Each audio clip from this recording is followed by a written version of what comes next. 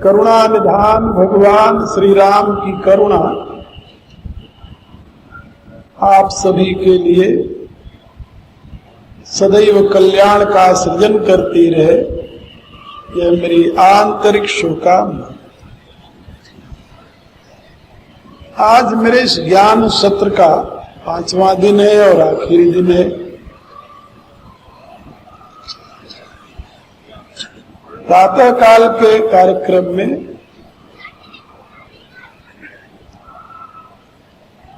आप लोग 4 दिनों तक गीता के 2 श्लोकों की व्याख्या सुनी। बहुत विस्तार से तो नहीं, फिर भी मैंने कोशिश की है कि जितना उपयोगी हो एक साधक के लिए उतना मैं उसमें बता दूं। सायंकाल के कार्यक्रम में आप सभी भगवान श्री राम द्वारा दिया गया अपनी प्रजा के लिए जो उपदेश है उस संबंध में कुछ बातें मैंने बताई। भगवान का उपदेश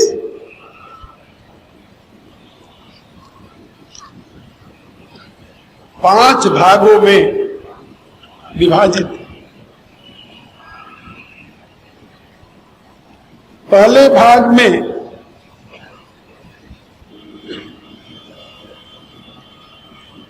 श्रोताओं को संबोधित करते हुए उन्होंने उनके प्रति अपनी आत्मीयता और प्रियता को अभिव्यक्त किया। शासक और शासित की भावना से मुक्त होकर परम हितकारी बंधु व भाई की भावना से भावित होकर भगवान ने अपने उपदेश को प्रारंभ किया। इसीलिए प्रजा को कहा, जो अनीति कछ भाषो भाई तो मोहि बरजो भय विश्राम। यदि तुम लोग ये देखो कि मैं कोई अनीति की बात तुम्हें बता रहा हूं तो तुम भय का त्याग करके मुझे मना कर देना कि राम चुप हो जाओ, ये तुम ठीक नहीं कह रहे हो। नीति क्या है और अनीति क्या है?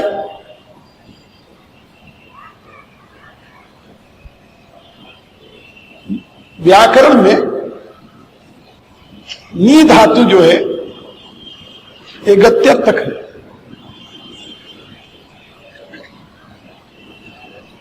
जिसका अर्थ होता है आगे ले जाने वाले।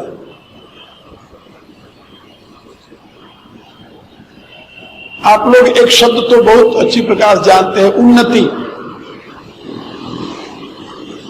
उन्नति किसे कहते हैं जानते हो? उत माने ऊपर, नति माने ले जाने वाले। जो आपके जीवन को जहां आप हैं वहां से ऊपर ले जाए उसको उन्नति कहते हैं, उत्नति। ये नति शब्द जो है वो भी उसी नीति से बना है, उसी धातु से। इसी प्रकार से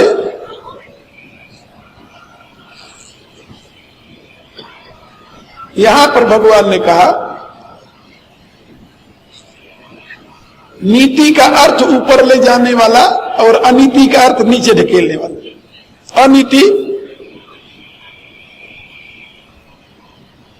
तो यदि हमारा कोई ऐसा वाक्य हो, ऐसा संदेश हो, ऐसा कथन हो जो आपके जीवन को ऊपर न ले जाकर के पतन में गिराने वाला हो,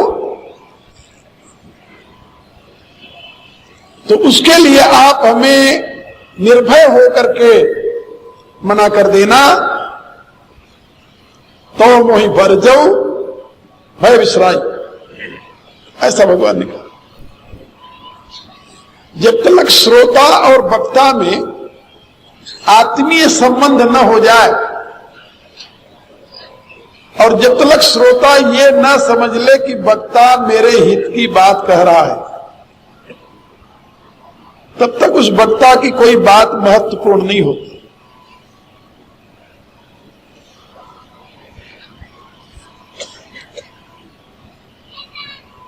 एक बात याद रखिए,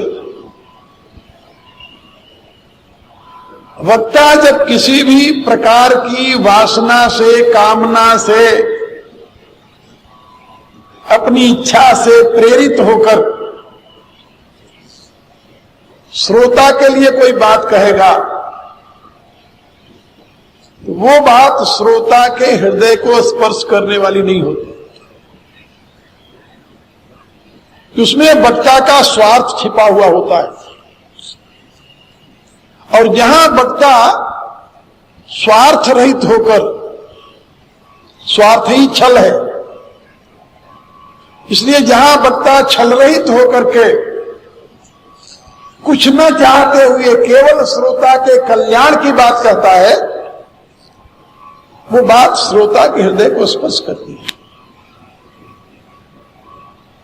एक दूसरी बात और समझ लें, वक्ता जो श्रोता के सामने बात कहने जा रहा, किस दृष्टि से कहने जा रहा है? श्रोता के जीवन को जहां है वहां से ऊपर उठाने के लिए बात कह रहा है,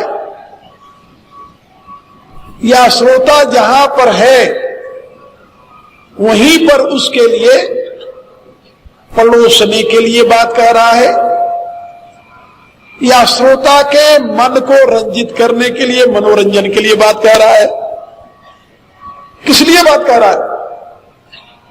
एक बात। दूसरी बात,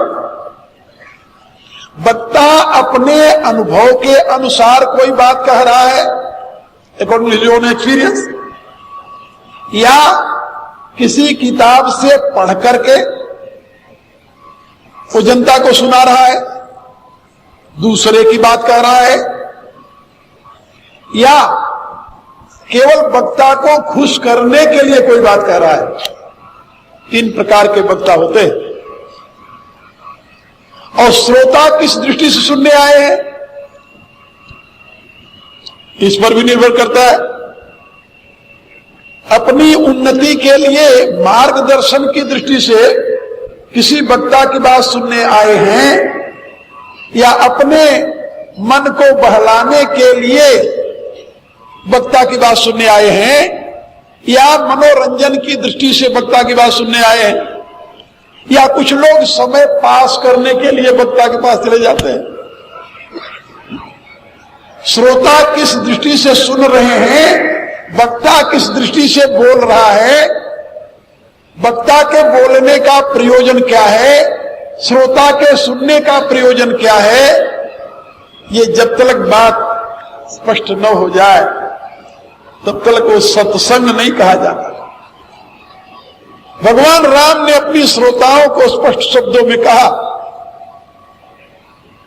कि मैं तुम लोगों के लिए तुम्हारे हित की बात बता रहा हूं।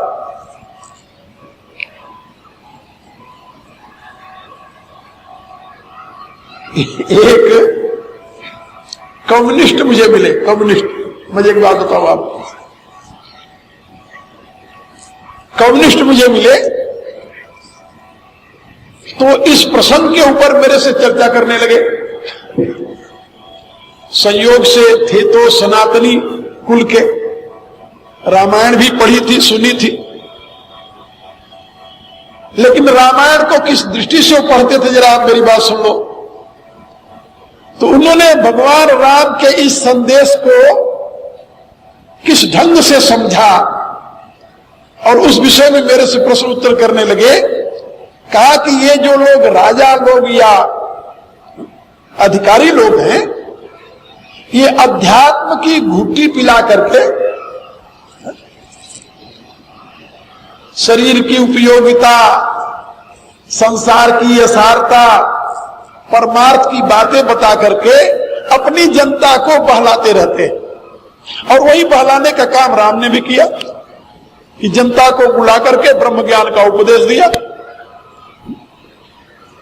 अब उनकी दृष्टि में राम का ये उपदेश जनता के कल्याण के लिए नहीं, बल्कि जनता के मन को यथार्थ से मोड़ने के लिए दिया गया, यथार्थ से विमुख करने के लिए दिया गया, जिससे जनता अपने अधिकार की मांग न करे बल्कि वो परमार्थ के रास्ते पर लग जाए। मैंने उनसे कहा आप धन्य महाराज जिसकी ऐसी समझ है। जो राम एक सामान्य व्यक्ति के कहने से अपनी स्त्री का भी त्याग करने के लिए तत्पर है, बोला आप सोचिए, जो राम अपने प्रजा के रंजन के लिए सब कुछ करने के लिए तत्पर है, उस राम के प्रति ऐसी बात सोचना, ये तो कोई आप ऐसे बुद्धिमान की दृष्टि हो सकती है। भगवान का संदेश इस अभिप्राय से है कि प्रजा में जो आसक्ति किसके प्रति, अनावश्यक पदार्थों के प्रति और निरर्थक अधिकार के प्रति बढ़ रही है, ये समाप्त हो जाए। वर्तमान में तो हर एक राजनेता प्रजा को अधिकार पाने के लिए ही प्रेरित करता है, अधिकार दिलाने के लिए घोषणा करता है कि तुम मेरे पीछे चलो, हम तुम्हें तुम्हारा अधिकार दिलाएंगे। तुम्हारा अधिकार नहीं बल्कि तुम्हें स्पेशल अधिकार दिलाएंगे। लेकिन ये कभी नहीं सिखाता कि जिस राष्ट्र में तुम पैदा हुए हो, इस राष्ट्र के प्रति तुम्हारा कुछ कर्तव्य भी है कि नहीं है। क्या किसी भी पार्टी के किसी भी नेता के मुख से आपने कभी सुना कि वो अपने जनता को यह बताता हो कि इस राष्ट्र के प्रति तुम्हारा कुछ कर्तव्य है? नहीं। अधिकार का प्रलोभन दे करके जनता को अपनी तरफ आकर्षित करना, ये वर्तमान के नेताओं का काम बन गया। लेकिन जनता में योग्यता का सृजन करके और उनके कर्तव्य पालन की प्रवृत्ति को जागृत करने की दिशा किसी के पास नहीं है। और यही इस समय हमारे इस महान राष्ट्र के इस अवस्था में पहुंचने का कारण है। राम नहीं चाहते कि मेरी प्रजा, या गोस्वामी तुलसीदास जी ऐसा नहीं चाहते कि भारत की प्रजा इस प्रकार से अपने कर्तव्य से विमुख हो जाए, कर्तव्य से च्युत हो जाए, कर्तव्य से गिर जाए। इसलिए वो अपने महानायक राम के माध्यम से अपनी प्रजा को यथार्थ दृष्टि प्रदान करने के लिए उपदेश की व्यवस्था की। भगवान राम पहले प्रजा में भ्रातृत्व की भावना की प्रतिष्ठा की और फिर बाद में उन्होंने मनुष्य शरीर की महिमा गाई।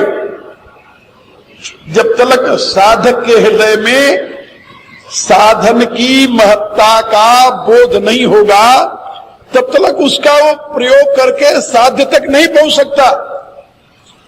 इसलिए भगवान ने पहले श्रोताओं के प्रति आत्मीयता व्यक्त की और बाद में उनके साधन सामग्री की महत्ता गाई। साधन सामग्री मनुष्य शरीर है, बताया ये देव दुर्लभ है। और फिर इस शरीर की उपयोगिता का वर्णन करते हुए उन्होंने कहा कि इस शरीर से, इस अमूल्य मानव शरीर से विषयों के संग्रह की बजाय अपने मिले हुए प्राण, श्वास और सामर्थ्य को तुम पूर्णत्व को प्राप्त करने में समर्पित करो। इसलिए यदि इस शरीर से तुम्हें स्वर्ग भी मिल जाए तो अभी अंत में दुखदाई होता है, उससे कोई लाभ नहीं मिलेगा तुम्हें। तो पहले भगवान ने भ्रातृभाव, फिर साधन की महत्ता, फिर इसकी उपयोगिता, और ये साधन कैसे तुम्हें मिला, ये चौथी बात भगवान ने बताई। जिसमें बताया आकर 4,84,000 जोन भ्रमते जीव विनाशी। कल मैंने बताया था आप लोगों को। अब 5वीं बात बताने जा रहे हैं भगवान, वो आप समझिए। भगवान कहते हैं कि नर तनु भव बारिध कहूं बेरो। संसार एक समुद्र है और जन्म और मृत्यु ये दोनों इस समुद्र की तरंगे हैं। पुनरपि जननम पुनरपि मरणम पुनरपि जननी जठरे शयनम, ये इस समुद्र की तरंगे, यही प्रवाह। महाभारत में कथा है, एक दिन भगवान व्यासदेव चले जा रहे थे, एक रास्ते के ऊपर देखा एक मकोड़ा, जिसे कहते हैं चींटा कहते हैं हिंदी में, मकोड़ा कहते हैं पंजाबी में। एक मकोड़ा जिसकी एक टांग टूट गई थी, अपने 3 टांगों से घिसटता हुआ वो जल्दी जल्दी दौड़ रहा था। उस मकोड़ी की तरफ दृष्टि पड़ गई भगवान व्यासदेव की,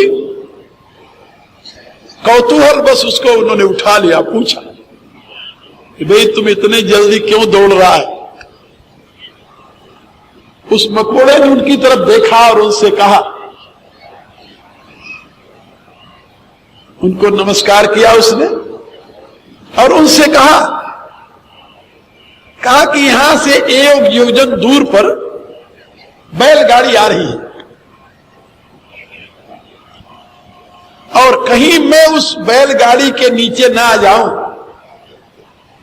इस भय से भयभीत होकर के, क्योंकि मेरे 3 ही टांग रह गई है, मैं इस सड़क को जल्दी से जल्दी पार करना चाहता हूं। व्यासदेव ने पूछा कि भाई तुम इस मकोड़े की योनि में हो, यदि बैलगाड़ी आ गई और तुम उसमें मर भी गए तो तुम्हारा तो इस योनि से उद्धार हो जाएगा,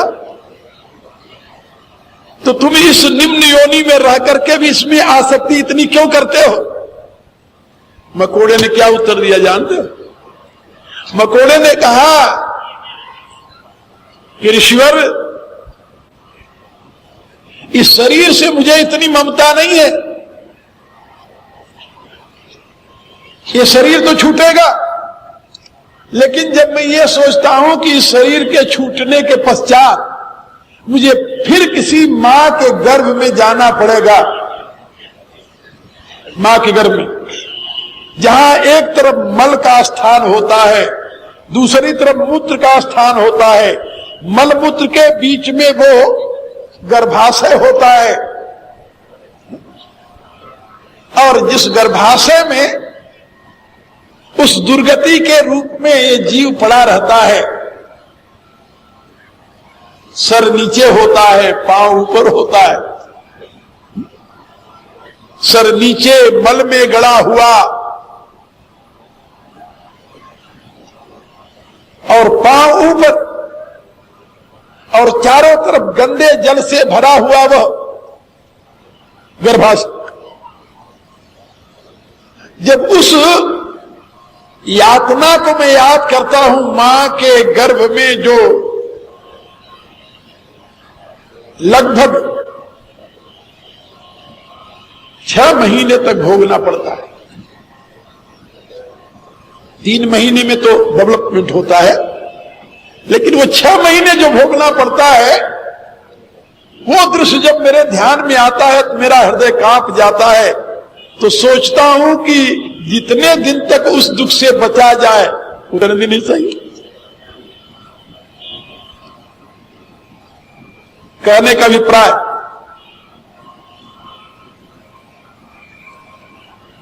कि वह मकोड़ा मां के गर्भ में जो स्थिति होती है उसको याद करके भयभीत है, इसलिए उस अधूरे मकोड़े शरीर में भी रहना पसंद करता है। इस कहानी से क्या शिक्षा मिलती है? आखिर हम आप सब उसी स्थिति में तो रहे हैं,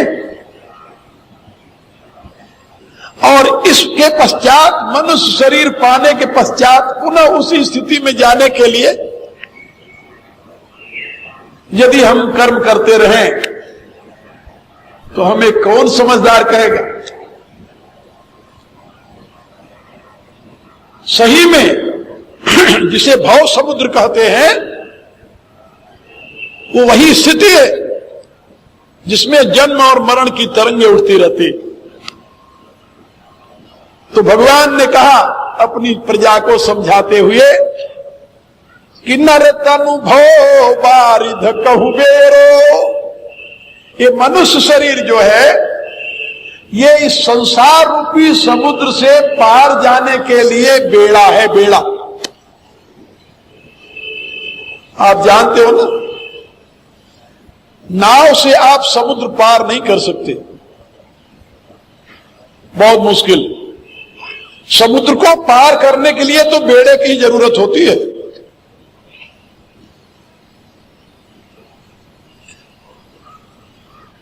हां, बेड़ा भी एक बहुत बड़ा नाव ही होता है, जहाज समझ लो, लेकिन वो बहुत बड़ा, मजबूत, हैवी, और समुद्र से जाने में, ले जाने में, पार ले जाने में सक्षम होता है। इसी रूप से मनुष्य शरीर जो है ये सही में बेड़ा के समान है। इस संसार सागर से पार जाने में, पार ले जाने में ये सक्षम है, और केवल एक मनुष्य शरीर है जिससे आप सही माने में इसका उपयोग करते हुए आप इस संसार सागर से पार हो सकते हैं, जन्म मरण के प्रवाह से मुक्त हो सकते हैं, स्वेच्छानुसार जन्म मरण को प्राप्त करने की स्थिति में आ सकते हैं। फिर कर्म के प्रवाह में आप जन्म मरण के प्रवाह में नहीं चलेंगे। कितनी महत्वपूर्ण बात है। भगवान कहते हैं अपनी प्रजा से कि भाई तुम्हें ये जो मनुष्य शरीर मिला है, और मनुष्य शरीर में जो तुम्हारे पास इतनी भोग सामग्री मिली है, क्योंकि जहां सुराज्य होता है वहां पर सुखी प्रजा जिमि पाई सुराजा, जहां सुराज्य होता है वहां की प्रजा सुखी होती है। सुराज्य माने सुष्ठु राजा, सच्चरित्रवान धर्मात्मा राजा जहां पर होता है वहां पर प्रजा सुखी रहती है। सुखी प्रजा जन पाए सुराजा, तुलसीदास ने लिखा है। और सुराज्य यानी सुष्ठु राजा, उत्तम राजा किसे कहते हैं? का चाहिए धर्मशील नर नाहु, जो धर्मनिष्ठ राजा है, धर्मानुसार जो शासन करने वाला राजा है, उसके राज्य में प्रजा सुखी रहती है। न्याय प्रिय राजा, हमें उपनिषद में कथा मिलती है। एक बार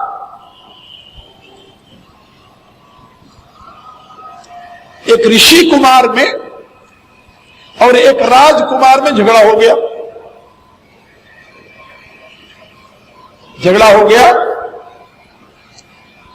एक विदुषी कन्या को वरण करने के लिए झगड़ा हो गया दोनों में। राजकुमार ने कहा कि मैं श्रेष्ठ हूं, मैं राजकुमार हूं। ब्राह्मण कुमार ने कहा कि नहीं, मैं श्रेष्ठ हूं क्योंकि मैं ऋषि कुमार हूं। राजकुमार ने कहा कि तुम मंगते भिखारी, तुम्हारे पास क्या है जो तुम अपनी श्रेष्ठता बखार रहे हो? ब्राह्मण कुमार ने कहा मेरे पास तप का बल है, विद्या का बल है, मेरे पास ज्ञान का वैभव है, लेकिन हो तो तुम भिखारी। ब्राह्मण कुमार ने कहा ऐसा करो तो हम तुम्हारे राजा को इसके लिए न्यायाधीश के रूप में स्वीकार करें तुम्हारे बाप को। तुम अपने पिता के पास चलो मेरे साथ। यदि तुम्हारे पिताजी कह दें कि तुम श्रेष्ठ हो राजकुमार होने के नाते, तो मेरे लिए मृत्यु दंड निश्चित है। और यदि तुम्हारे पिताजी ये कह दें कि नहीं मैं श्रेष्ठ हूं ऋषि कुमार होने के नाते, तो तुम्हें मृत्यु को वर्ण करना पड़ेगा। वो राजकुमार प्रसन्न हो गया। उसने सोचा कि देखो ये कितना नासमझ है, मेरे बाप को ही न्यायाधीश मान रहा है और मेरा बाप तो ये जानता है कि मैं राजकुमार हूं इसलिए श्रेष्ठ हूं। उसने स्वीकार कर लिया, बहुत अच्छी बात। अब दोनों पहुंच गए सम्राट के यहां। सम्राट के पास पहुंचे, सम्राट के सामने बात अपनी दोनों ने कह दी।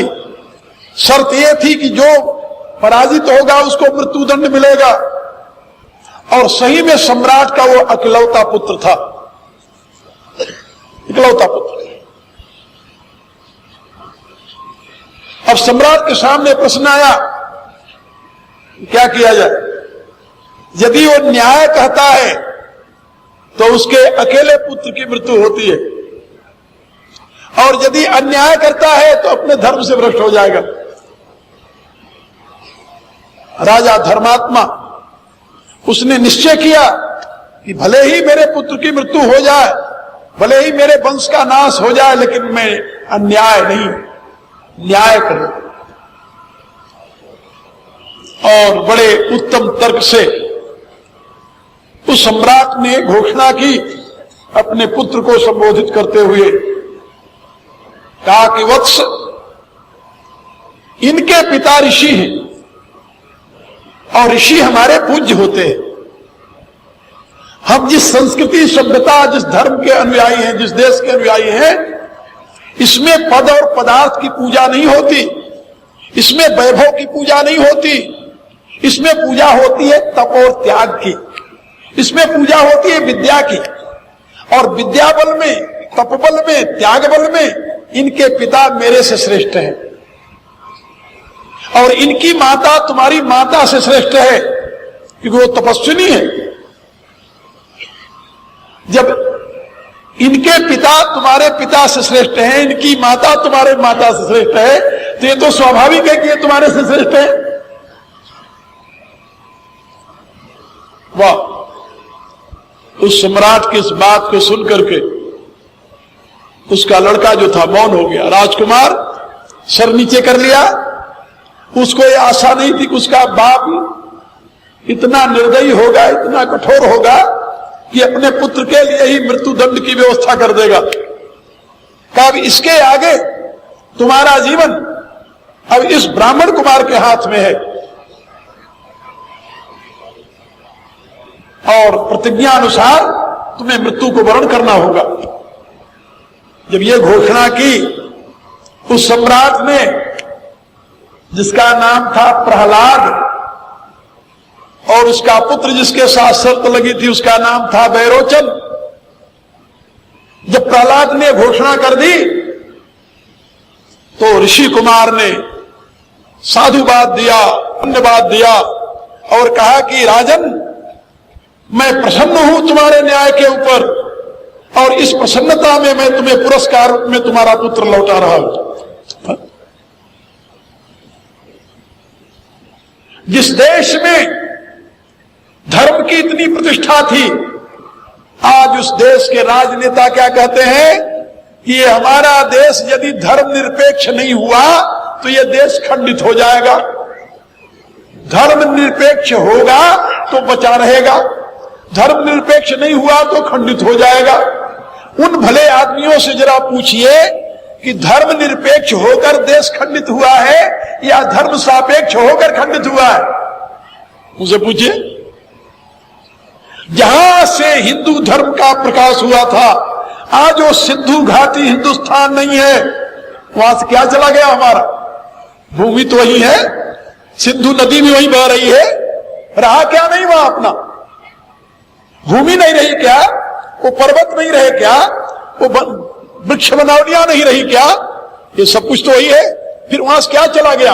धर्म चला गया। वहां धर्म नहीं रहा। धर्म नहीं रहा तो आज राष्ट्र नहीं रहा। जहां तक धर्म बचा हुआ है वहां तक राष्ट्र बचा हुआ है। जहां से धर्म परिवर्तित होता जा रहा है वहां से राष्ट्र खंडित होता जा रहा है। याद रखो, जहां तक धर्म है वहीं तक राष्ट्र है। जहां से धर्म परिवर्तित हुआ वहां राष्ट्र परिवर्तित हो गया। आज नागालैंड, मिजोरम, मेघालय ये सब कहते हैं कि हम भारत के साथ नहीं रहना चाहते। क्यों नहीं रहना चाहते? वो कहते हैं हमारा धर्म अलग है। और क्या समझे आप? यही ना? बदला क्या है? धर्म बदला है। और धर्म बदल गया, धर्म बदल गया तो इसके नाते राष्ट्र बदल गया। इस्लाम की दृष्टि में ये सारा विश्व जो है दो भागों में विभाजित है, दारुल इस्लाम और दारुल हर्ब। दारुल इस्लाम उसे कहते हैं जहां पर इस्लाम का शासन है, उसको वो पवित्र मानते हैं। और जहां इस्लाम का शासन नहीं है उसको दारुल हर्ब कहते हैं, वो अपवित्र स्थान है।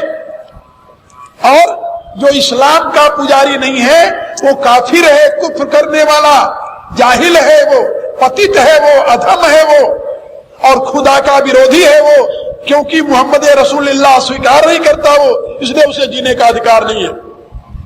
और इस्लाम के अनुयायियों को ये आदेश है कुरान में कि उनको चाहिए कि जहां दारुल हर्ब है, जहां इस्लाम नहीं,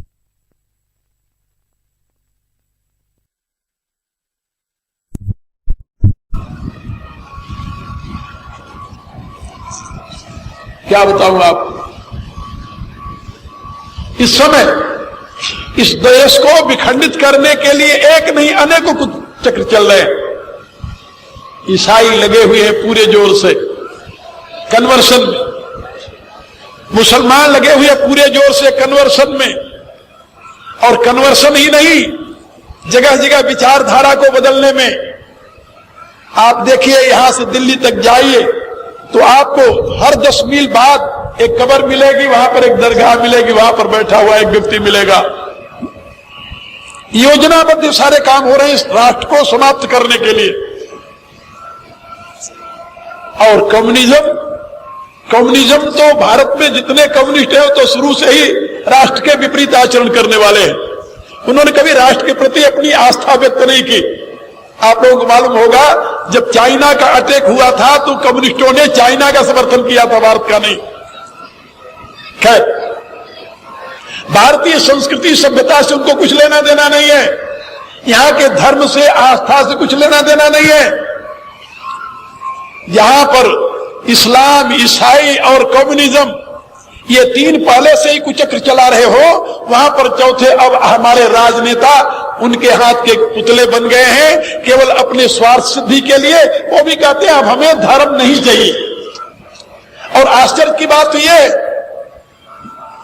उनकी ये घोषणा है कि ये राष्ट्र कभी था ही नहीं, यहां कोई एक धर्म था ही नहीं, ये तो अनेकों धर्मों का स्थान है, अनेकों संस्कृतियों का स्थान है। यहां तो हमेशा खिचड़ी संस्कृति रही है। उन भले आदमियों को पता नहीं इतिहास का ज्ञान है कि नहीं है। उनको यह पता नहीं है कि जिस समय यहां पर चाइनीज यात्री आया था ह्यून सांग, उसमें यहां के लोग कौन थे। जब फाहियान आया तो यहां के लोग कौन थे। जब यहां पर मेगास्थनीज आया तो यहां के लोग कौन थे। वो कौन लोग थे जिसमें शक, हुड़, कुषाण आदि आए और समाते चले गए। आखिर कोई धर्म यहां था ना, कोई संस्कृति यहां था ना। शक आए, हुड़ आए, कुषाण आए, तातार आए, ये सब कहां विलीन हो गए, किस संस्कृति में, किस सभ्यता में।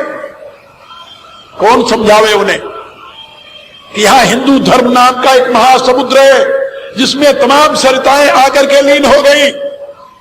लेकिन दुर्भाग्यवश मैंने शायद कल बताया था, आज सवेरे ही बताया था कि जब से ये ज्ञान का प्रवाह बंद हुआ, जब से अज्ञान का साम्राज्य इस देश पर आया, तभी से सारा देश विखंडित होने लगा। जहां पर हम हजारों को आत्मसात करके सारे विश्व को आर्य बनाने की कल्पना लेकर चले थे, वहां पर अपने ही भाइयों को हम धक्के देकर बाहर निकालना शुरू किए। बड़े दुख की कहानी है, क्या बताऊं आप। इतिहास के उन पन्नों को जो मैं पढ़ता हूं तो हृदय व्यथित हो जाता है कि धर्म के नाम पर इतने प्रकार के अत्याचार हुए, कहा नहीं जा सकता। और ये महान राष्ट्र, महान देश मुट्ठी भर असभ्य लोगों के द्वारा रौंदा गया। ये आश्चर्य की बात नहीं तो और क्या है। बख्तियार अली खां चलता है काबुल से और पहुंचता है नालंदा पाटलिपुत्र पटना में, पटना के पास, और केवल 200 घुड़सवार लेकर के, और वहां पर 1 लाख विद्वान और विद्यार्थियों को एक लाइन में खड़े करके वो 200 घुड़सवार काटते हैं गाजर की तरह उन्हें, और कोई उसका बागडोर पकड़ने वाला, हाथ पकड़ने वाला नहीं होता, और 6 महीने तक वहां टिक करके वो नरसंहार करता है, नालंदा विश्वविद्यालय को मिट्टी में मिला देता है। आखिर ये महान देश, विशाल देश क्यों इतना दीनहीन और दरिद्र और निर्बल हो गया, कायर हो गया? उसमें ऐसी कौन सी कमी आ गई थी? सोचने की बात। इसलिए मैं आप लोगों से बता रहा था कि आप लोग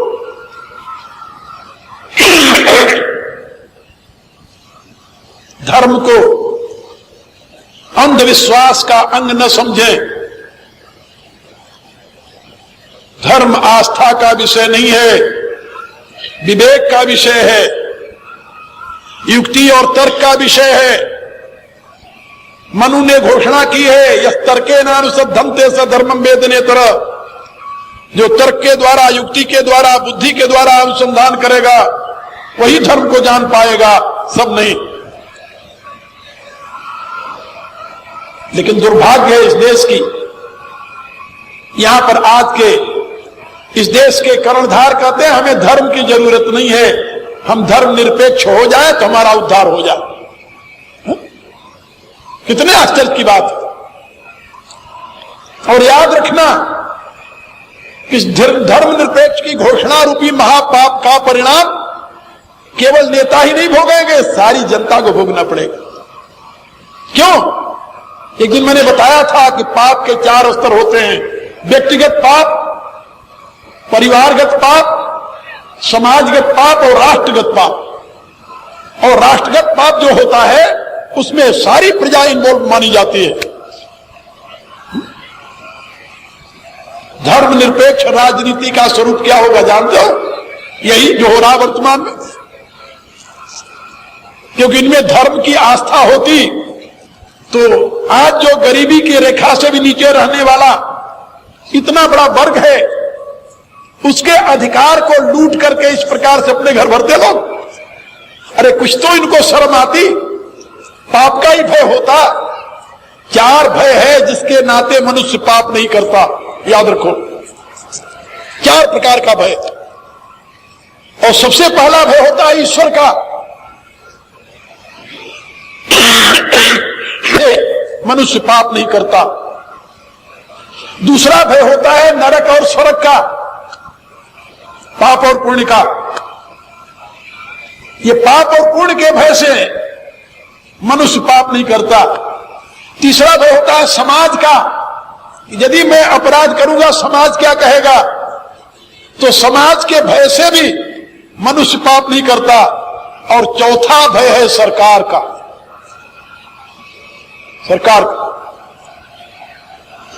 सरकार के भय से मनुष्य पाप नहीं करता। और जहां इन 4 प्रकार के भयों को दूर करने का प्रयत्न किया जाता हो, ईश्वर तो कल्पना की बात है, खत्म हो गया।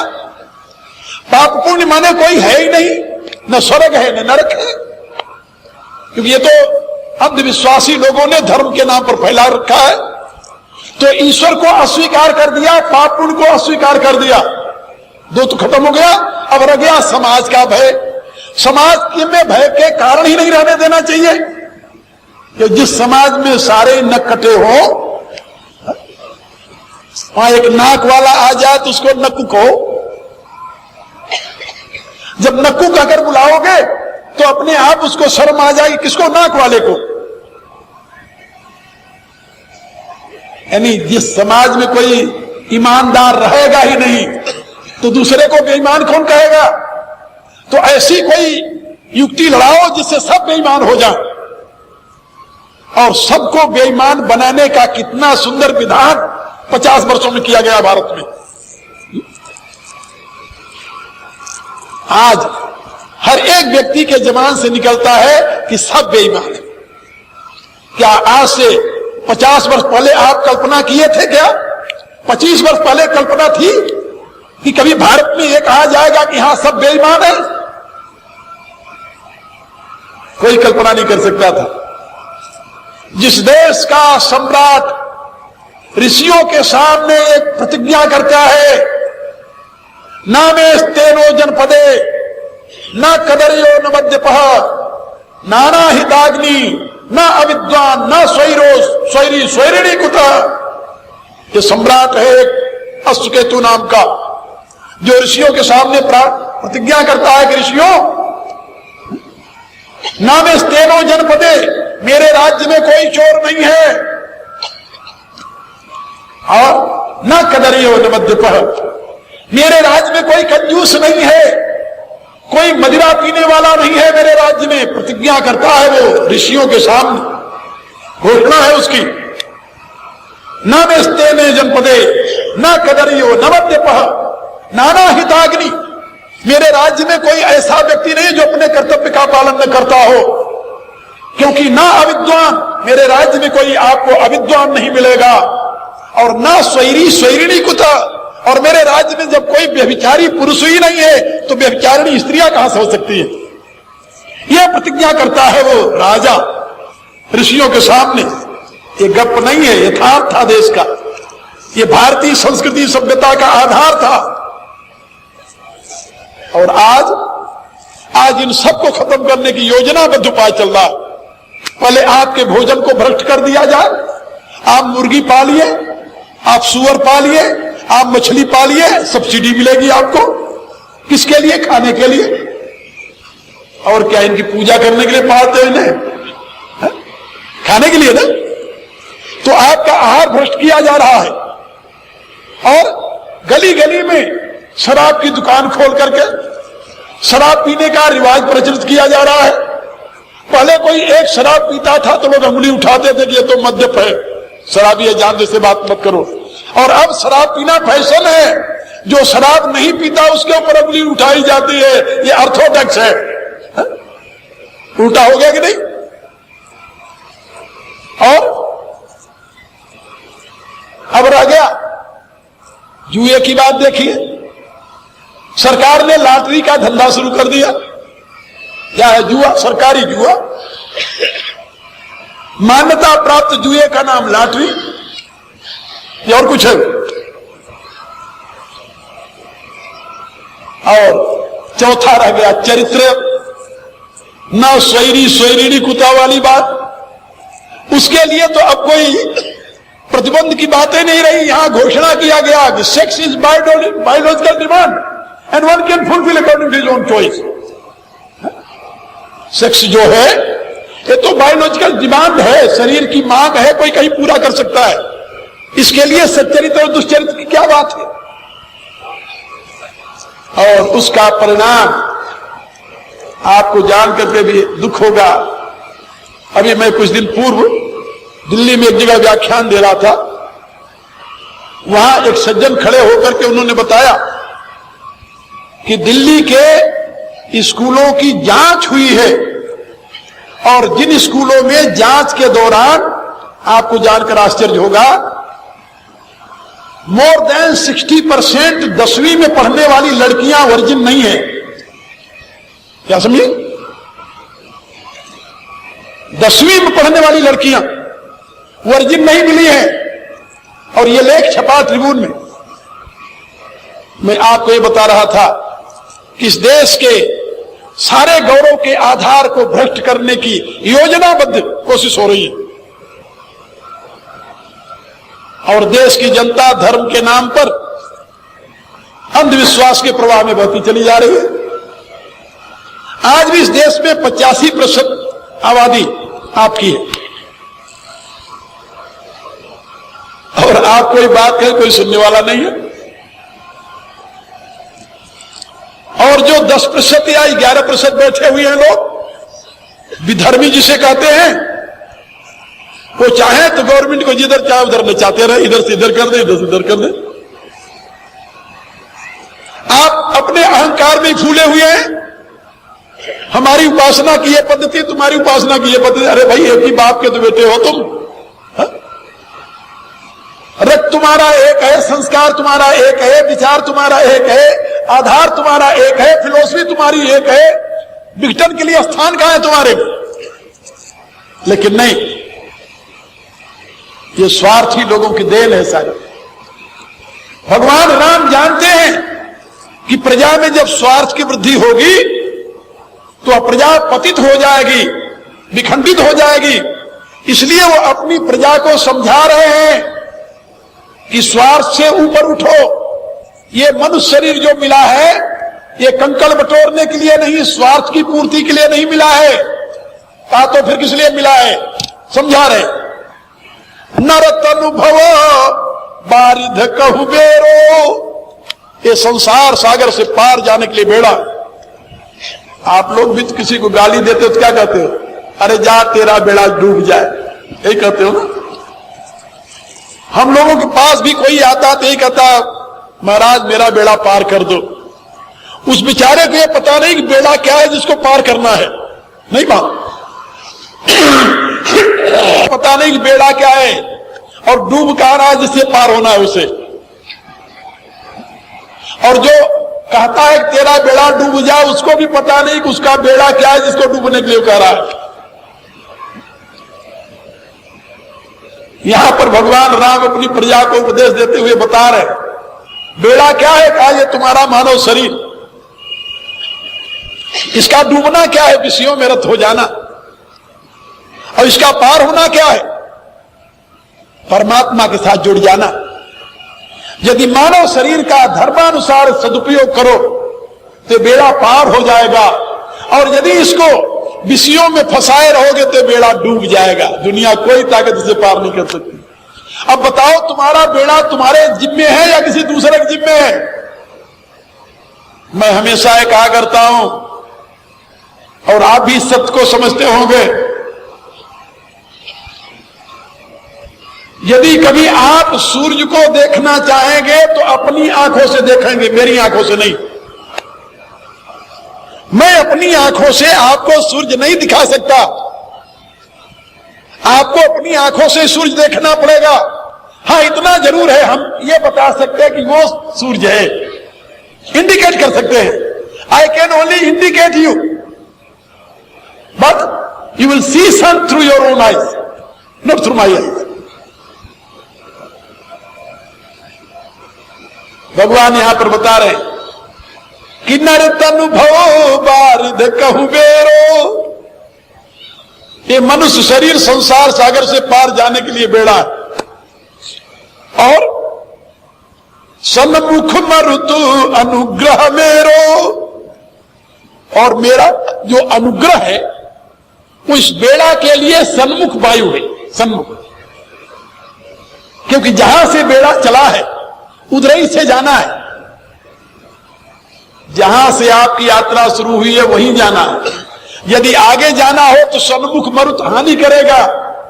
यहां आप एक बात ध्यान से समझिए, भगवान कह रहे सन्मुख मरुत अनुग्रह मेरो। बेड़ा के सामने यदि सन्मुख वायु हो तो बेड़ा को पार लगाएगा या डुबोएगा? क्या कहेंगे आप? वो तो डुबोएगा, पार तो नहीं लगा सकता। कहा तो फिर कहा बेड़ा जहां से चला है वहीं जाना है। बेड़े को लौट करके चला कहां से? ये जीव के जीवन का प्रारंभ कहां से? कहा ईश्वर से। जब ते जीव हरिते बिलगानो, तब ते देह गेह निज जानो। माया बस स्वरूप बिसरायो, ता कारण नाना दुख पायो। तुलसीदास जी कहते हैं कि ये परमात्मा से अलग हुआ है, और इसको परमात्मा की तरफ ही जाना है। परमात्मा आगे नहीं है, जहां से तुम चले हो परमात्मा वही है।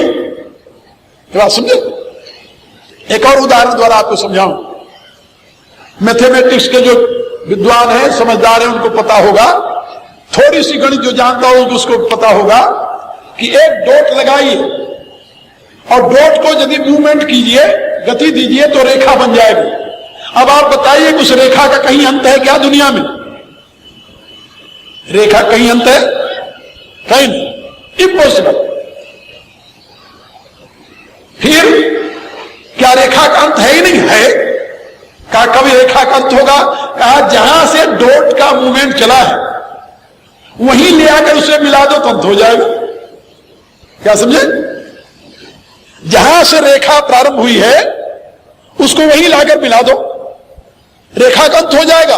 फिर क्या बन जाएगा? फिर वहां रेखा नहीं रहेगा, फिर क्या रहेगा? जीरो। और डॉट माने जीरो, डॉट भी जीरो है और वो रेखा चलकर घूमकर वहां आ जाएगी तब भी जीरो बनेगा। जीरो माने परफेक्ट, पूर्ण।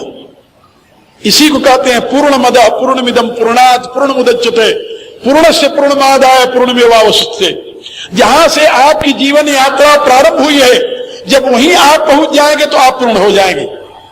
याद रखो, आप कहां से चले हैं? परमात्मा से। और आपको पहुंचना कहां है? परमात्मा के यहां।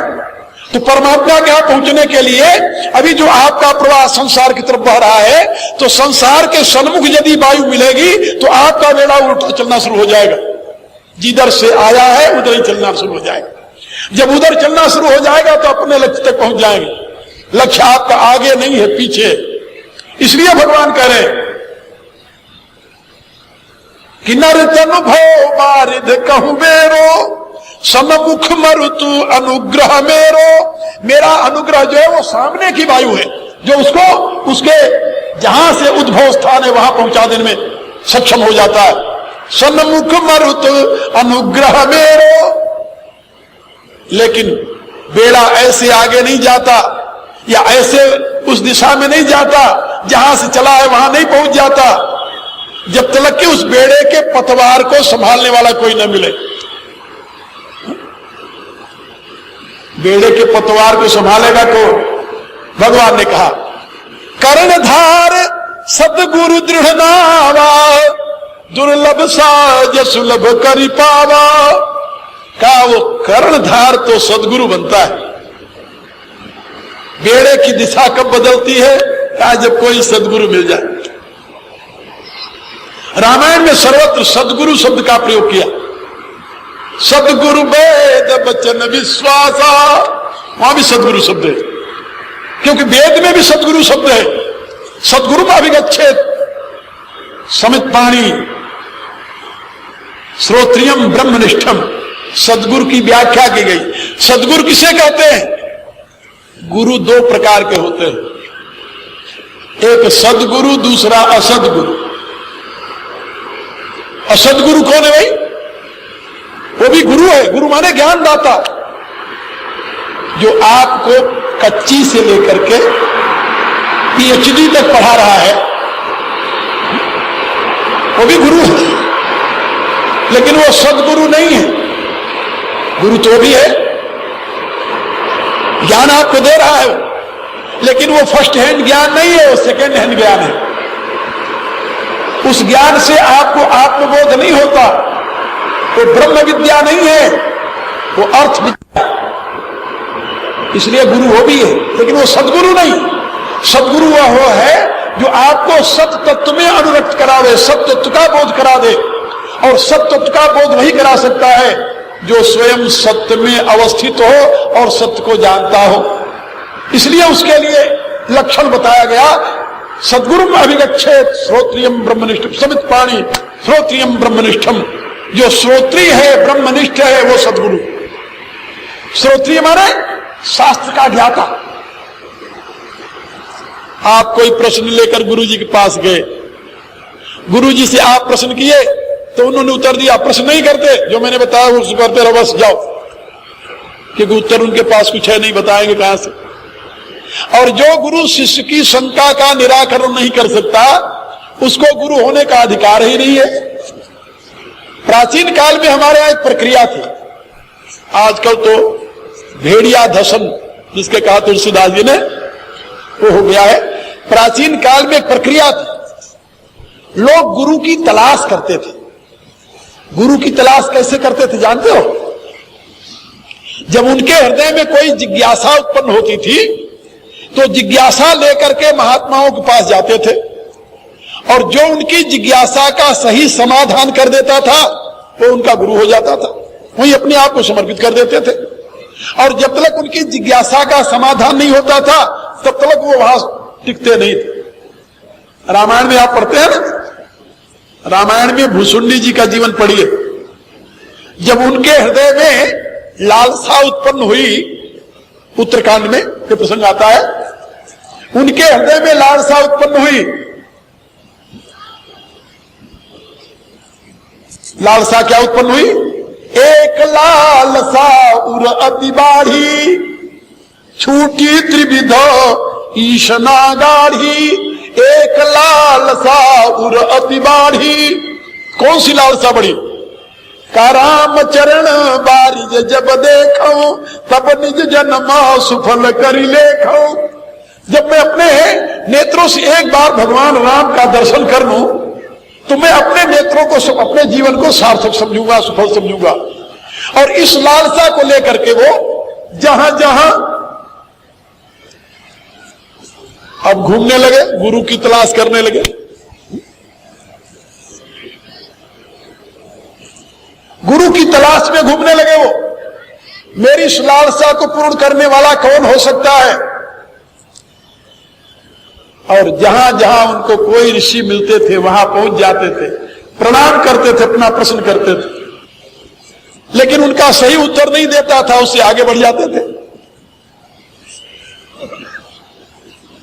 अनेकों ऋषियों के पास जाने के पश्चात जब उनका समाधान नहीं हुआ तब वो एक ऋषि के पास गए जिसका नाम था लोमस ऋषि। लोमस ऋषि के पास जाकर के भी अपनी बात कही, लेकिन लोमस ऋषि ने उनको ब्रह्म ज्ञान का उपदेश देना शुरू किया। ब्रह्म ज्ञान का उपदेश क्यों दिया भाई? वो तो राम के स्वरूप को देखना चाहते थे, और लोमस ऋषि इतने महान थे, जानते थे कि इनको क्या चाहिए, फिर भी उनके लिए लागे करना ब्रह्म उपदेशा, अज अद्वैत अगुण हृदय ऐसा। कहा वो मुझे ब्रह्म ज्ञान का उपदेश करने लगे, और जब वो निर्गुण की व्याख्या करने लगे तो मैं उनके साथ तर्क करने लगा। तर्क करते हुए परिणाम क्या हुआ? का मुनि को क्रोध आ गया। उत्तर प्रति उत्तर में कीना, मुनितन भय क्रोध के चीना। क्रोध आ गया तो उन्होंने श्राप दे दिया कि जाओ तुम चांडाल पक्षी हो जाओ। कहा मैं तुरंत काग रूप में परिणत हो गया, लेकिन मुझे कोई भय नहीं लगा, दीनता नहीं आई, नहीं कुछ भय न दीनता आई। और जब मेरे इस स्वरूप को देखा उन्होंने, तब उन्होंने सोचा कि नहीं, ये सही माने में प्रभु के प्रेम का अधिकारी है। तो सादर मुनि मोहिली न बुलाई। फिर मुनि ने आदर पूर्वक मुझे बुलाया और बैठा करके हमें राम मंत्र दिया, सगुण साकार की उपासना बताई, और जिसका परिणाम स्वरूप यह हुआ कि हम राम के अनन्य भक्त बन गए। भुसुंडी जी ने अपना जीवन चरित्र बताया। यानी वो एक प्रक्रिया थी भारत की। आपके हृदय में जिज्ञासा है, आप विद्वानों के पास जाइए, वहां पूछिए, आप अपने हृदय के भावों को व्यक्त कीजिए, आपका समाधान हो जाता है। वो आपका गुरु।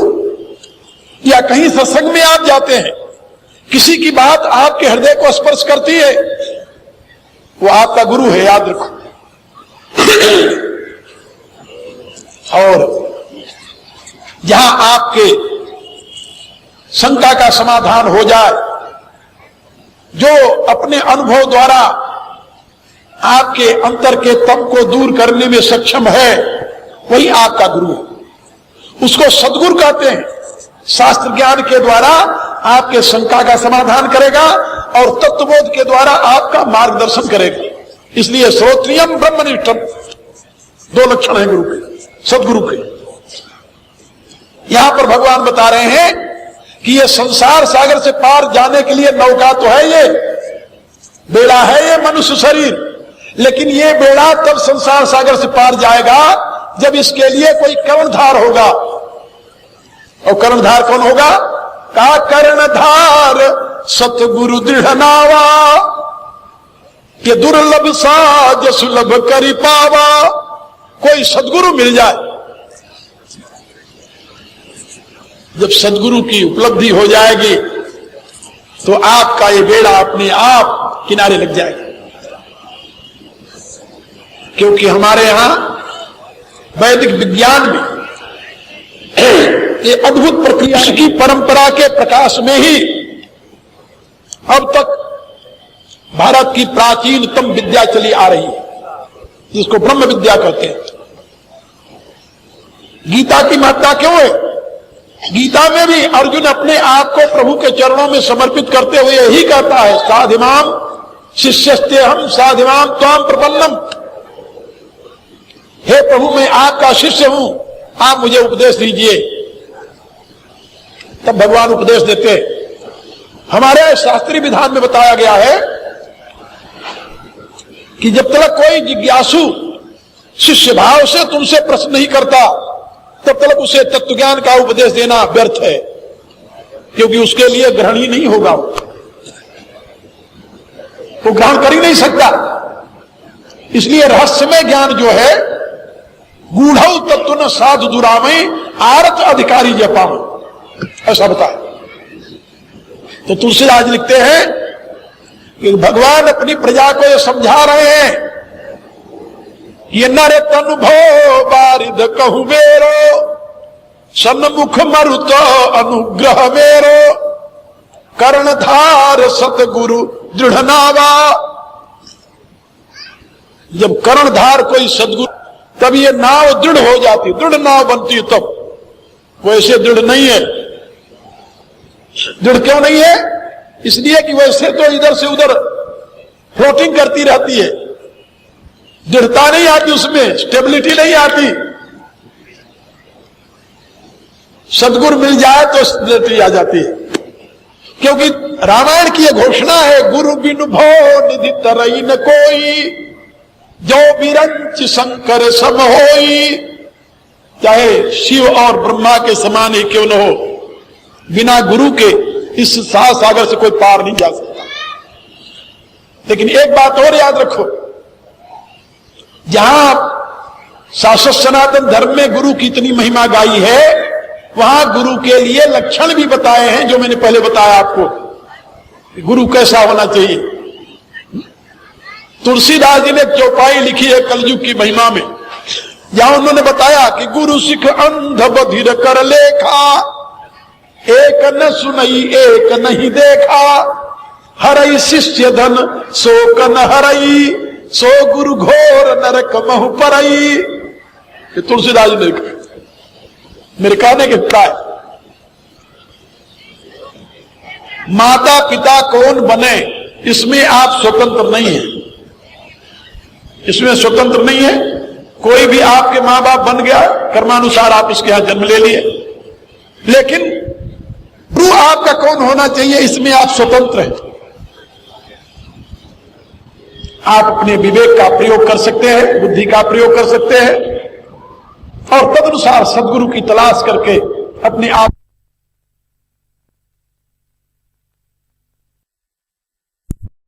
पावा। यह साज दुर्लभ है, ऐसा साज एकाएक मिलता नहीं, दुर्लभ साज है। कोई भाग्यशाली को ऐसा साज सुलभ होता है। और भगवान कहते हैं कि जो न तरई भव सागर नर समाज असपाई, ऐसा मनुष्य समाज। जो सौभाग्य आपको मिला है, यह सौभाग्य दुनिया में किसी देश वालों को नहीं है। मैं तो 25 वर्षों से विदेशों में घूमता हुआ देख रहा हूं, यह सौभाग्य दुनिया के किसी देश वालों को नहीं है कि कहीं मैदान में पंडाल लग जाए, वहां हजारों की तादाद में लोग आ जाए और एक कोई विद्वान असंग भाव से कुछ न चाहते हुए आकर के उनको ज्ञान का उपदेश दे और लोग सुने और अपने घर को चले जाएं। ये सौभाग्य दुनिया में नहीं।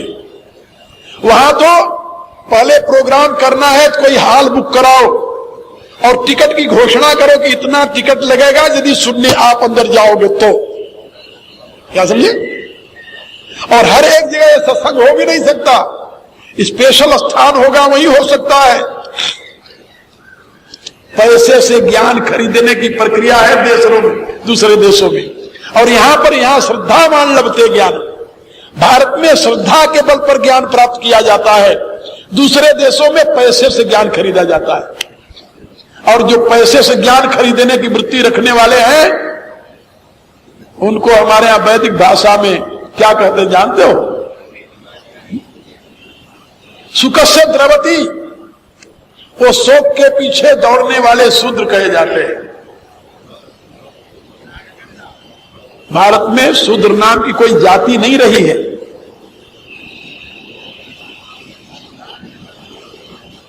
दुर्भाग्य से तो बाद में इस प्रकार की प्रक्रिया बनती चली गई और एक वर्ग विशेष को हमने शूद्र कह करके ढकेल दिया अलग।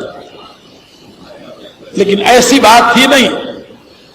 उपनिषद में, वेद में शूद्र शब्द की व्याख्या की गई है कि जो शोक युक्त पदार्थों के पीछे दौड़ता है उसे शूद्र कहते हैं।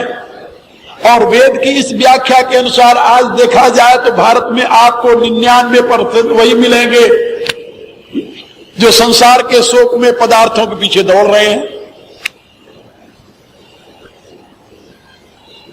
तो मैं आप लोगों को बता रहा था कि भगवान कहते हैं जो न तरई भवसागर नर समाज अस पाई। ऐसी सुंदर व्यवस्था प्राप्त करके भी जो इस संसार सागर से पार जाने के लिए प्रयत्न नहीं करता, सो कृत निंदक मंदमति, वह निंदा का पात्र है, वह मंदमति है, बुद्धिहीन है और मरने के बाद आत्माहन गति जाए, आत्महत्यारे की गति को प्राप्त करता है। आत्महत्यारे की क्या गति होती है? इस विषय में यजुर्वेद का मंत्र है, असूर्या नाम ते लोका अंधे न तमसावृता तांस्ते प्रेत्या विगच्छन्ति एके चात्मनोजना। जो आत्महत्यारे हैं, जो प्रकृति के पदार्थों के नीचे आत्मा को दफना देते हैं, वो आत्महत्यारे कहे जाते हैं। जो परमात्मा आत्मा की तरफ आगे नहीं बढ़ते वो आत्महत्यारे कहे जाते हैं। जो अपने उद्धार के लिए प्रयत्न नहीं करते वो आत्महत्यारे हैं। जो प्रकृति के वैभव के नीचे अपनी आत्मा को दफनाने का काम करते हैं वो आत्महत्यारे हैं, याद रखो। और भगवान कहते हैं कि सो कृतनिंदक मंदमति आत्मा हरगत जाए। मनुष्य शरीर पाकर के भी यदि इसके अपने जीवन के उद्धार के लिए, अपने जीवन को ऊंचा उठाने के लिए प्रयत्न नहीं किया तो वह सो कृतनिंदक मंदमति आत्मा हनगत जाए, वह निंदा का पात्र है, बुद्धिहीन है और आत्महत्यारे की गति को प्राप्त है। आत्महत्यारा मरने के पश्चात पशु पक्षी कीट पतंग आदि योनियों में जाता है, उसे पुनः मनुष्य शरीर नहीं मिलता। कबीर के शब्दों में लख 84 भरमिया पौ पर अटका आए, अब की पासा ना पड़ा तो फिर 84 जाए। वो उसी प्रवाह में प्रवाहित होने लगता है। वो अंधकार में योनियों में जाता है, अज्ञान में योनियों में जाता है, सूकर कुकर कीट पतंग आदि योनियों में जाता है। सूरदास के शब्दों में भजन बिन बैल बिराने हुई हो, उन योनियों में जाता है। आत्महत्यारे की वही गति होती है और भगवान कहते हैं वह उसी गति को प्राप्त करता है। लेकिन सरल शब्दों में भगवान ने एक बात और कही और उसी बात के साथ मैं अपने विचारों को विश्राम दूंगा क्योंकि समय बहुत हो गया है। आज आखिरी दिन था इसलिए मैंने आप लोगों को ये सारी बातें बताने का प्रयत्न किया। मैं अपने विचारों के साथ भारत की जनता को राम की कथा सुनाते हुए वर्तमान के संबंध में भी सजग करना चाहता हूं।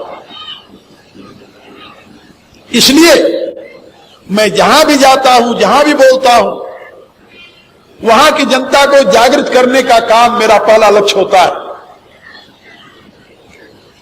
क्योंकि जीवन विकास की प्रक्रिया अंधविश्वास पर नहीं, विवेक पर प्रतिष्ठित है।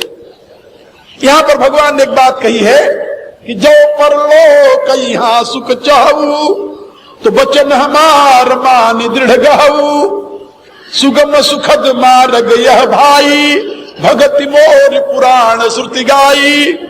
यदि तुम लोक और परलोक दोनों बनाना चाहते हो तब तो भक्ति का रास्ता अपनाओ, और यदि केवल परलोक बनाना चाहते हो तो ज्ञान का रास्ता अपनाओ। ये दोनों बातें याद रखो। यदि केवल मोक्ष चाहिए तो ज्ञान का रास्ता है, सांख्य का रास्ता है, और यदि लोक और परलोक दोनों चाहते हो तो भक्ति का रास्ता है। ये भगवान का संदेश है। अब तुम स्वयं चुनो। भक्ति माने जो आजकल की भक्ति है वो नहीं, भक्ति का सही अर्थ मैंने कई दिन बताया, आज सवेरे भी बताया था। भक्ति के यथार्थ स्वरूप को समझो, और तुम्हारे लिए दो ही रास्ता है। एक ज्ञान का रास्ता है, यदि मोक्ष चाहिए तो ज्ञान के रास्ते पर चले जाओ, और यदि लोक और परलोक मोक्ष भी मिले और लोक भी बन जाए तो भक्ति का रास्ता है।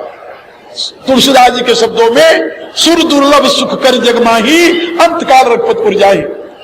जीते जी तुम स्वर्ग से भी अधिक सुखी होोगे, देव दुर्लभ भोग को भोगोगे, और मरने के बाद तुम्हें भगवान का धाम मिल जाएगा।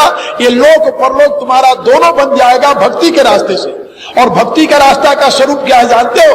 लोक कल्याण में अपने प्राप्त शक्ति और योग्यता का समर्पण।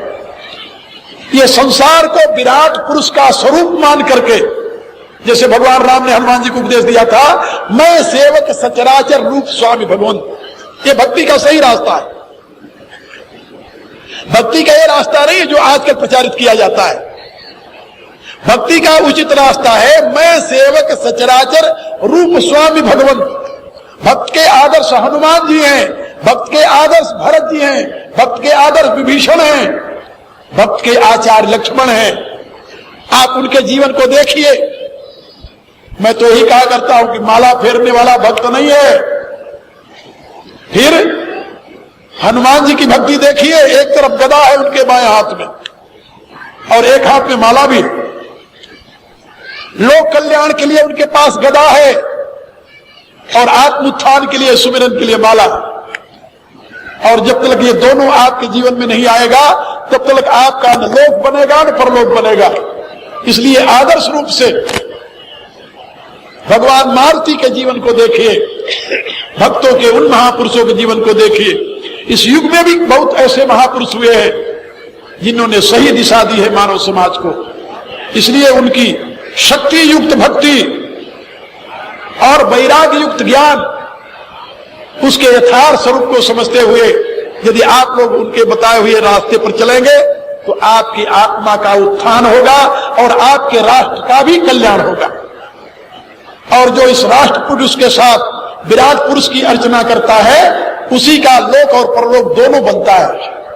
इसलिए तुलसीदास जी के शब्दों में, जो परलोक यहाँ सुख चाहू, भगवान के निर्देशानुसार, तो मम वचन मान दृढ़ गहू, सुगम सुखद मार्ग या भाई, भगत मोर पुराण सुत गाई। ये भक्ति का रास्ता लोक और परलोक दोनों को बना देता है, क्योंकि ये कर्मयोग का मार्ग है। और ज्ञान का रास्ता तो कर्म त्याग का मार्ग है। वो परलोक को तो सिद्ध कर देता है लेकिन लोक उससे नहीं बनता। और तुलसीदास जी ने एक दोहा लिखा है कि घर कीने घर जात है और घर त्यागे घर जाए। यदि तुम परलोक की चिंता में घर छोड़ देते हो तो ये घर जाता है, और यदि इस घर में आसक्त रहते हो तो वो घर जाता है। तो घर कीने घर जात है और घर त्यागे घर जाए, तुलसी घर घर बीच में राम प्रेम पुरछाए। तुलसीदास जी कहते हैं दोनों घर के बीच में एक राम प्रेम की नगरी बना लो। भक्ति मार्ग को अपनाओ, कर्मयोग के रास्ते को अपनाओ, तुम्हारा जीवन और तुम्हारा राष्ट्र दोनों ही उन्नति को प्राप्त हो जाएगा। यही यथार्थ रूप में धर्म की सीख है, और इसी सीख को आत्मसात करके आप अपने लिए और अपने राष्ट्र के लिए उपयोगी हो सकते हैं। और वर्तमान के राजनेताओं की इस शिक्षा से सावधान रहिए जो आपको धर्म निरपेक्ष होने की सीख दे रहे हैं। धर्म सापेक्ष जीवन कल्याण का जीवन है और धर्म निरपेक्ष जीवन पतन का जीवन है, उत्थान का नहीं। उससे न आपका लोक बनेगा न परलोक बनेगा। इसलिए आप सावधानी से अपने और अपने राष्ट्र को संभालने की कोशिश कीजिए। इसी में आपके जीवन की सार्थकता है। इन्हीं शब्दों के साथ बहुत बहुत आशीर्वाद देता हुआ, अनंत मंगल कामनाएं व्यक्त करता हुआ और यहां के आयोजकों को, कार्यकर्ताओं को, अपने सभी प्रियजनों को मैं हृदय से बहुत बहुत आशीर्वाद दे रहा हूं, जिन्होंने आयोजन किया। और आप लोगों को अनंत शुभकामनाएं हैं। जबकि यहां पर इंद्रदेव ने थोड़ा सा विरोध किया था शुरू शुरू में, लेकिन आपकी आस्था देख करके वो हार गया, आप जीत गए। यानी दैव को भी आप परास्त कर सकते हैं यदि आप में दृढ़ निश्चय हो, पुरुषार्थ आपका दृढ़ हो तो। याद रखो, मैं भाग्यवादी नहीं हूं, पुरुषार्थवादी हूं। और मैं ये कहता हूं हमेशा कि मनुष्य अपने उत्थान पतन का स्वयं जिम्मेदार है। ईश्वर आपको शक्ति प्रदान करेगा, लेकिन उस शक्ति का प्रयोग करना ये आपके हाथ में। तो आप अपने मिले हुए योग्यता और सामर्थ्य का प्रयोग करते हुए अपना उत्थान कर सकते हैं। दृढ़ निष्ठा के साथ किसी भी दिशा में आप आगे बढ़ेंगे तो दुनिया की कोई शक्ति आपका रास्ता रोकने में सक्षम नहीं होगी, क्योंकि आपके पीछे अनंत शक्ति है। आपके इस चेतना का स्रोत अनंत चैतन्य घन परमात्मा है, उससे आप बिल्कुल अभिन्न हैं। उसके बिना आपका अस्तित्व ही नहीं है। याद रखो, आपका इंडिविजुएशन नहीं है, आपका व्यष्टि जीवन नहीं है। आप तो उस अनंत की अभिव्यक्ति मात्र हैं, उसकी एक किरण मात्र है, ज्योति मात्र है। इसलिए आपके पीछे अनंत शक्ति विद्यमान है। उस अनंत शक्ति को देखते हुए जब अपने लक्ष्य की तरफ आप आगे बढ़ेंगे तो दुनिया की कोई शक्ति आपके रास्ते में बाधा उपस्थित नहीं कर पाएगी। इसलिए सदैव आप अपने कारण का चिंतन करते हुए अपने लक्ष्य की तरफ आगे बढ़िए। प्रभु आपको और सामर्थ्य प्रदान करें, प्रभु आपको और योग्यता प्रदान करें, प्रभु आपको सद्धर्म पर चलने की दिशा प्रदान करें। इसी मंगल कामना के साथ मैं अपनी वाणी को विराम देता हूं। फिर कभी संयोग हुआ तो आप लोगों से मिलूंगा। इस समय मैं एक बहुत बड़े काम में व्यस्त हूं। भारत में एक अखिल भारतीय संत समिति है और उसमें भारत के सभी प्रांतों के लगभग 10,000 विद्वान संत एकत्रित हैं, सभी संप्रदायों के। और उस संत समिति का गठन तो कई वर्षों से था, लेकिन अब सक्रिय अब हुआ है। देश की दशा को देखते हुए जनता को जागृत करना हमारा उद्देश्य है। राष्ट्र रक्षा, धर्म रक्षा और गो रक्षा के संबंध में ये तीन उसके लक्ष्य हैं। राष्ट्र रक्षा आपके जागृति के बिना नहीं होने का, धर्म रक्षा भी आपकी जागृति के बिना नहीं होने का, और गो रक्षा भी आपकी जागृति के बिना नहीं होगी। ये बात याद रखें। आप भैंस का दूध पीते हैं, भैंस को आप पानी में हिला दें तो वहीं वो डूब करके क्रिया करेगी। भैंस के बछड़े को देखा है, कट्टे को, वो अपने मां का स्तन भी नहीं पकड़ पाता, हाथ से पकड़वाना पड़ता है। तो उसके दूध का ये परिणाम है, आप तो जानते हो। और गाय के बछड़े को देख लीजिए और गाय को देख लीजिए, कितना अंतर है दोनों में। गाय का दूध मां के दूध के बराबर होता है और उसमें समस्त सद्गुण विद्यमान होते हैं। लेकिन आप भैंस के दूध के प्रेमी हैं, गाय के दूध के नहीं। इसलिए गऊ को माता कहते हैं, लेकिन उनकी संभाल करने की रुचि आप में नहीं। जब आप गऊ के दूध के ही प्रेमी नहीं होंगे तो गऊ की संभाल कहां से करेंगे आप? जरा सोचिए। पिए दूध भैंस का और गाय को माता का, ये तो बड़े आश्चर्य की बात है। मैं तो कहता हूं कि भैंस आपकी माता नहीं, मासी भी नहीं लगती हो तो है?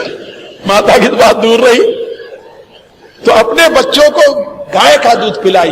लोग मेरे से पूछते आप इतने विषयों को याद कैसे रखते हैं? मैं आपको सत्य बताऊं, ये गऊ के दूध की महिमा। पहले भी मैं वर्षों तक गऊ का दूध पी करके रहा हूं, मेरा आहार वही रहा है, और अभी मैं अन्न नहीं खाता, गऊ का दूध पी करके ही रहता हूं। और गऊ के दूध कितनी महिमा है कि वो बुद्धि को विशुद्ध बनाती है, विकसित करती है, स्मृति को जागृत करती है। आप भी अपने बच्चों को यदि योग्य बनाना चाहते हैं तो अंडे के द्वारा प्रोटीन खिलाने की बजाय उनको गऊ का दूध पिलाइए, मक्खन खिलाइए, घी खिलाइए गऊ का। देखिए कितने योग्य होते हैं बच्चे, कितने विद्वान और बलवान होते हैं। तो संत समिति गऊ रक्षा, धर्म रक्षा और राष्ट्र रक्षा के लिए बनी है। हम उसमें आजकल सक्रिय। पहले हम 8 महीने 10 महीने बाहर रहते थे, 2 महीने के लिए भारत आते थे, 2-4 जगह प्रोग्राम करते थे, फिर चले जाते थे बाहर। हमने 25 वर्ष ऐसे लगाया है अमेरिका यूरोप के देशों में। लेकिन अब 2-3 वर्षों से संतों ने मुझे पकड़ा, विशेष करके स्वामी वामदेव जी महाराज, जिनका शरीर छूट गया। उन्होंने मेरे से कहा कि नहीं, हमें अब तुम्हारी जरूरत है। यहां पर बहुत दिन विदेशों को अपना समय दिया, योग्यता दी, शक्ति दी, अब देश को तुम्हारी आवश्यकता है, अब तुम यहां रहो। तो उनके प्रेरणा से फिर हम संत समिति के साथ जुड़ गए। संत समिति में जो निर्देशक मंडल है, जिसको डायरेक्टर बोर्ड कहते हैं, उसमें हम 7 विद्वान महात्मा हैं और हमारे स्वामी वामदेव जी महाराज उसके लीडर थे, मुख्य थे। और उसकी कार्यकारिणी है, पूरे भारत के स्तर पर वो काम करती है। अब मैं कल यहां से कच्छ जा रहा हूं। कच्छ में हमारे अखिल भारतीय संत समिति का सम्मेलन हो रहा है, महाधिवेशन। और ऐसा अनुमान है कि 5-7 हजार महात्मा वहां विद्वान इकट्ठा होंगे और उसमें राष्ट्र के संबंध में, धर्म के संबंध में चिंतन चलेगा। और उसके माध्यम से देश सेवा के काम में हम जनता को प्रेरित करना चाहते हैं। इसीलिए हम आपके सत्संग के साथ साथ वर्तमान की स्थिति पर भी आपको सजग करते रहते हैं। और दूसरी बात, ये हमारे जो शिष्यगण देख रहे हो, ये हमारा एक मिशन है, अंतर्राष्ट्रीय ब्रह्मर्षि मिशन, इंटरनेशनल ब्रह्मर्षि मिशन के नाम से। और इसकी शाखाएं विदेशों में बहुत स्थानों पर हैं, America, Canada, England, Holland, south America, कई देशों में है। और हमारा केंद्र जो है ये चंडीगढ़ है। चंडीगढ़ के पास में एक पिंजौर गार्डन है।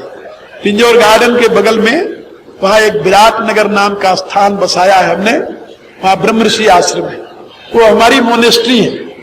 वहां पर हम विद्वानों को तैयार करते हैं और फिर देश में विदेश में प्रचार करने के लिए भेजते हैं। मैं अकेले कहां सारी दुनिया में घूम सकता हूं। ये जितने आप देखते हो मेरे शिष्य हैं, सब हाईली क्वालिफाइड हैं, MA PhD से कम कोई नहीं है, और सभी योग्य वक्ता है, विद्वान है। लेकिन जहां मैं रहता हूं लोग मेरी बात सुनते हैं, जहां मैं नहीं रहता वहां इनकी बात जोरदार सुनते हैं लोग। और हम सब जगह तो पहुंच नहीं पाते, ये सब लोग जगह जगह जाकर प्रचार कर रहे हैं।